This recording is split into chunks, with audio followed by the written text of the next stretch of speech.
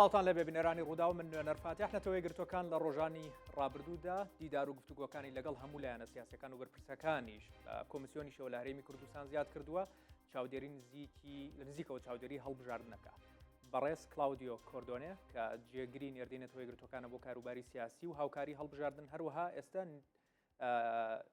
نوێنەری سکرتێری گشتی نەتەوەی گرتوەکانە بۆەوە کارت لە عێراق Mr. Claudio, welcome to Rudaw. We are happy to have you here. Thank you very much for inviting me. Thanks a lot. Last week, you met with the Electoral Commission, the head in Iraq. I want to know how do you evaluate the process and preparation for the elections in Kurdistan? First of all, let me say that we're very pleased that finally the president has announced the date and that so far all the preparations are for the elections to take place on the 20th of October. Now, in order to ensure that that happens, as you know, the Independent Commission on Elections has moved here. There's a special committee to follow on the elections. And we, as United Nations mission, we continue to support, as we've been doing in the past, the role of the Electoral Commission through a variety of all the various technical issues that are relevant for the preparations of the elections. You also meet, especially recent days, with all political parties. Have you heard from any political party any intention to delay the election again in Kurdistan? Do you have, as UNAMI, any guarantee that this election is going to take place on its time? Yes, I have been meeting all the political parties precisely to also convey the message that the international community and the UN looks very much forward to these elections. They've been delayed for far too long, and I think this affects the perception of the legitimacy of the institutions in the Kurdistan region, and I think it's time that elections take place, and we're very pleased that we have a date. Now, political parties so far have confirmed to us that they do intend to participate fully in the elections. Sometimes they express fears that other parties may not want that or they may boycott, etc. But right now, all the parties that have met have signaled to us that, regardless of some reservation that there may still be, they want to participate in the elections. That having elections, as long as they are, transparent and credible and well organized, is more important than continuing with this uncertainty and debate about various issues that have delayed the election so far. So all those political parties you met, they already gave you a message that they are ready for the date and the election is going to take place. Yes, and as you know, all the parties have presented candidates. We have 1,193 candidates, of whom 350 women, which is very important for us. As a UN mission, we also have a mandate from the Security Council to facilitate the participation of women in the political process, including the elections. So, so far things are proceeding as they should. You also met with the president of Kurdistan, Mr. Nechirvan Barzani. Part of the discussion, as I read from your tweet, is you talked about a fair and a transparent election. May you elaborate more about that? What does a fair and transparent election means for you? Sure. We are focusing on the technical aspects of the elections. So, for example, particularly on guarantees that the risk of fraud is reduced as much as possible. And I can speak in some detail about some of the measures that are in place, from the fact that there will be electronic biometric recognition of voters, so no one can pretend to be someone else. There will be both manual and electronic counting in the presence of the various parties. The election results are going to be announced by the polling stations immediately. The full results will be announced within 24 hours. All these measures reduce the chances of fraud. So that's important in terms of setting up the process. And in the preparation, we also been working with the Electoral Commission on simulations to make sure things work on time. Obviously, we cannot, no one can control what pressures may be put on voters before and so on. But in terms of the mechanism of the elections, we're confident that measures are in place to deal with that, including the issue that has come up several times about fingerprints not being recognized. I think even that's been dealt with.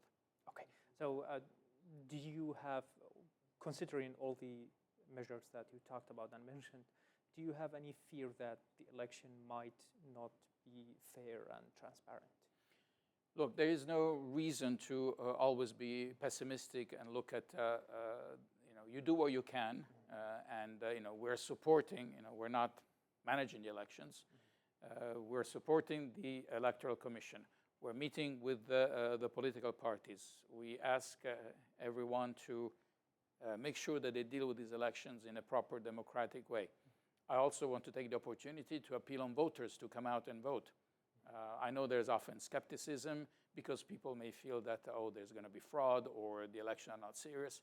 But if you don't vote, then for sure you're basically wasting your opportunity to influence the outcome of these elections. So I think a large participation is also an important element. As UNAMI, to guarantee a fair and transparent election, I know that in certain ways you support the process via the Electoral Commission. What are those support that you give to the process in general to guarantee a fair and transparent election? We have, our staff. We have electoral staff, some of whom are in fact sitting daily with the Electoral Commission to go over all these details to make sure that the process is as technically sound as possible in terms of avoiding risk of fraud. Another initiative that has been taken by the Electoral Commission that we've supported is to ask for foreign observers from diplomatic missions here in Kurdistan region. And we're trying to facilitate that. I know that there are missions that are seriously considering this. Of course, the numbers of potential observers doesn't look like it's going to be significant, but still, it's important that we have external observers participating on the day of elections and possibly also before and after to, again, give an additional guarantee that elections are going to be fair. And don't forget also in every polling station there are representatives of various parties and there are local NGOs as well that are accredited as observers. All these things, should help ensuring a good and fair and free outcome. So UNAMI is not going to take part as observer. That's correct. Mission? Yes, we haven't done that before because our role is very close to working with the Electoral Commission, and we prefer that there will be other bodies, other entities that are not directly connected with the Electoral Commission that does the observation. However, our presence, we're there, we see what happens, we advise on measures, so we're also playing a role in that regard. Who is going to invite the international missions and different countries to take part as observers? You or the government? No, the Electoral Commission has done so. We facilitated a meeting between the Electoral Commission and diplomatic representative here in the Kurdistan region. They discussed the modalities. We're helping now sorting out issues around the forms, those practical things. But I heard the intention from even up to 20 different diplomatic missions that are considering either themselves present here or even to invite colleagues from abroad to participate in this. But the initiative comes from the Electoral Commission. Again, it's important that it is the Kurdistan institutions, or in this case, the Mufawadiyya, which is basically an Iraqi institution, but state institutions that take the lead in this. We're always in the back supporting, advising, but the decisions are all taken by the relevant authorities. Lately, as I mentioned, you met with many officials in Kurdistan, high-level officials, and in one of your meetings, I think with the Prime Minister, you talked about the lack of legitimacy as a problem.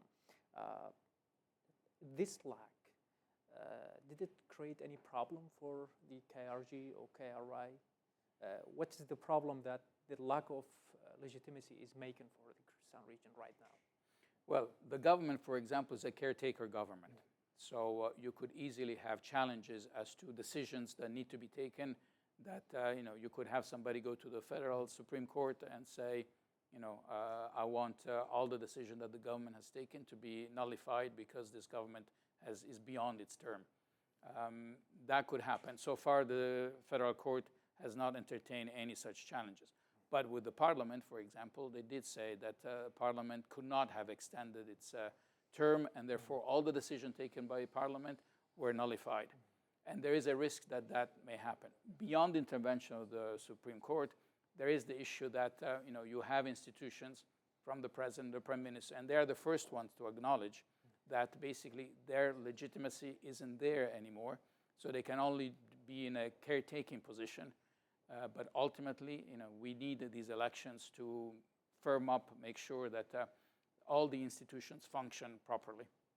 But it's been almost 2 years, and we know that UNAMI is closely working with all different political parties regarding election in Kurdistan, and even tried to bring all the parties together. There was many meetings to create somehow a consensus about the election.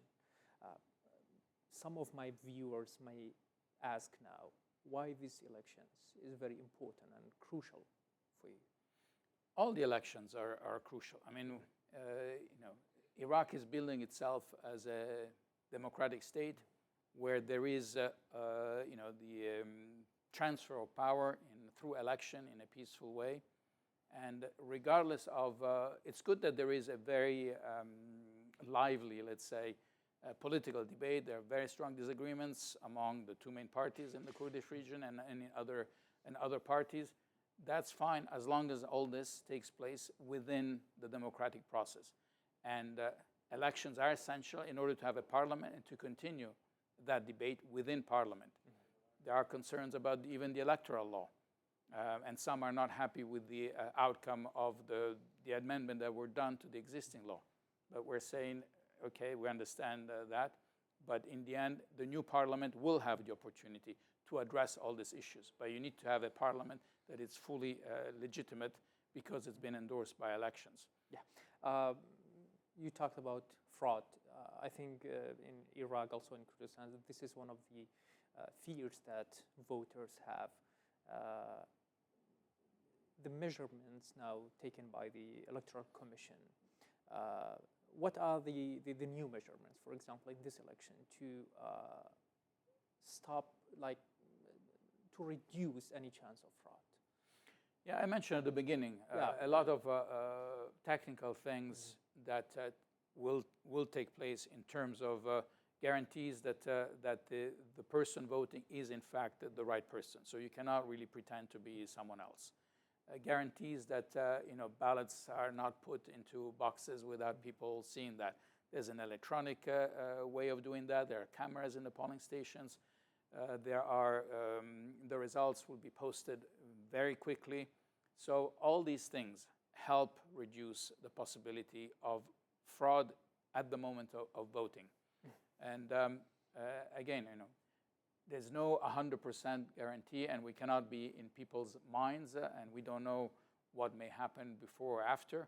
But in terms of the process, and this is valid in this country and other countries, I think what's in place should give confidence to people that it's worth going out and vote because these elections can be fair, free and fair, and in the end, your desires don't get achieved unless you participate either as a candidate or as a voter.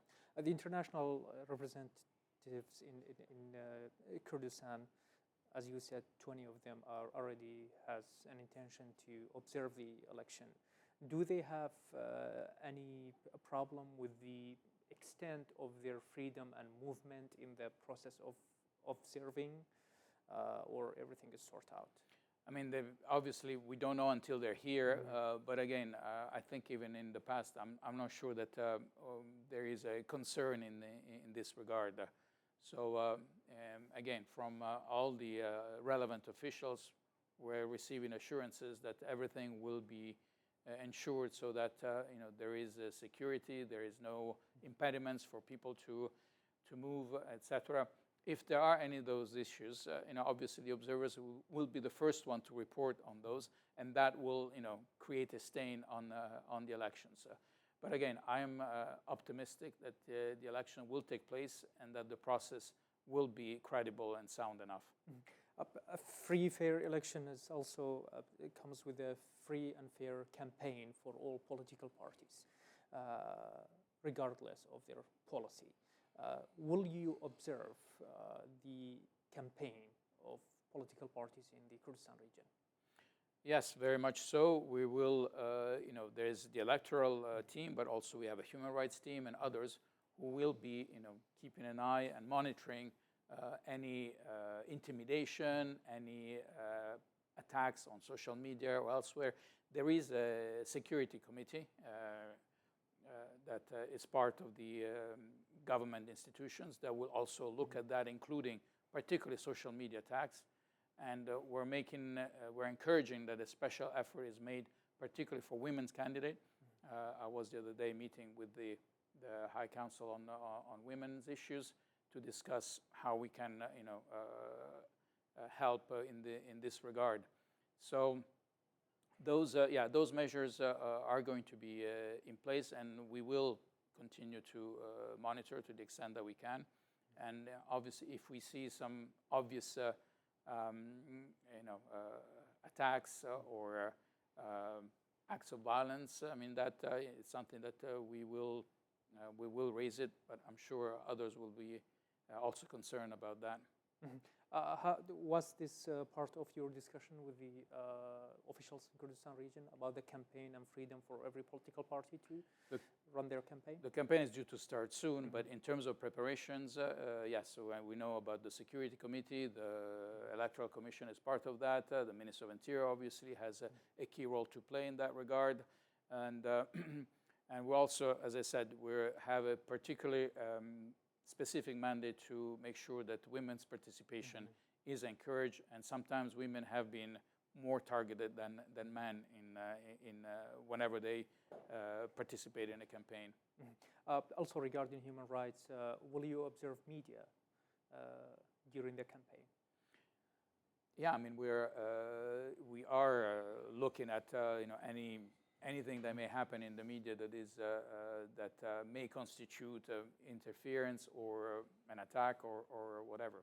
But I think the media, and this program is an example, has a key role to play, and we are happy to encourage as much debate as possible. A debate that is inclusive, that includes all parties, gives a fair share of the time to the various parties, and that encourage participation of potential voters, of people as we run up to the election day.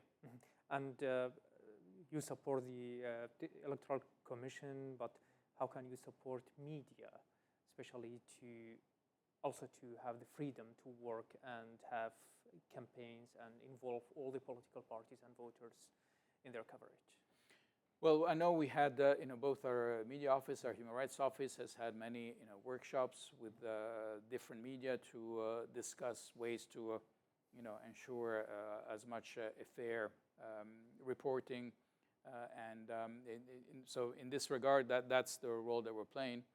But obviously, in the end, we can't interfere too much with what goes on. But we're very happy when there are, and I hope there will be more programs that invite a wide participation of all the political groups into presenting their programs, questioning them, so that elections get focused on programs, ideas, not just on personalities or other forms of personal affiliation and so on. With the Electoral Commission, have you talked about the campaign and the possibility for all political parties equal rights and space in all the areas and cities in Kurdistan to run their campaigns and do their campaigns? Yeah, I'm sure that there is the Electoral Commission will also be looking at that aspect. Again, I want to emphasize how important it is that there is balanced and fair amount of time given to all political views for all the people participating in this campaign. I think after the election there will be another round, which is first political parties have to accept the results, and then they have to sit down and come up with a new form of the parliament, and they have to reach an agreement. First of all, have you asked the political parties you met, will you accept the results of this election? Yes, if the elections are credible, are well organized, we have no reason to question the outcome. Then I think part of the democratic game is to accept elections, even if you may be at the losing end. Unfortunately, sometimes, and this is not just here, we see it in other countries, those who lose the elections, the first thing they do is to question the legitimacy of the elections, even though there may not be a basis for that. So I think, yes, it's important the elections take place in a transparent, fair way, and then that election results are accepted, and then there's then the political negotiations about forming the government, about appointing the various institutions, etc., which is part of the normal democratic process. And as UNAMI, will you take part in, or will you have a role in that? I mean, the negotiation and bringing political parties together to reach an agreement. We no longer have what's called political good offices role in that sense. So we will not be participating in political discussions. Our role with the new mandate agreed last May by the Security Council is confined to providing assistance to the technical process of the elections. But then the politics of that will be in the hands of the parties and the new parliament. Do you have, I think you have an election office. Do you have it in Kurdistan? I think the Iraqi We have staff here as well, yes. But do you have an office or just a staff? We have an office in Erbil. I mean, yes, and within that we have an electoral team, and among the electoral staff, we also have an office in the Electoral Commission. So we're not that many. You can always argue that we should be more numerous, but I think we have people that have been here that are for a long time. They're well experienced, and we will continue to provide the support with whatever resources we have. Mr. Claudio Cordone, thank you very much for this opportunity. Thank you for having me. Thanks a lot. سپاس که بینه رو بیسرم بون من نونر فاتح رزق